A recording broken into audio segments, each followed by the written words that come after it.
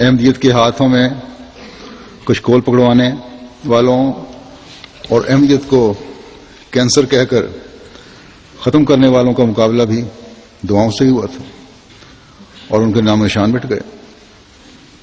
آج بھی انشاءاللہ تعالی مخالفتوں کی آندیاں ان دعاؤں کی وجہ سے ہی مخالفین پر الٹیں گی اور دنیا دیکھے گی کہ کس طرح احمدیت فتوحات کی نئی منزلیں طے کرتی ہے.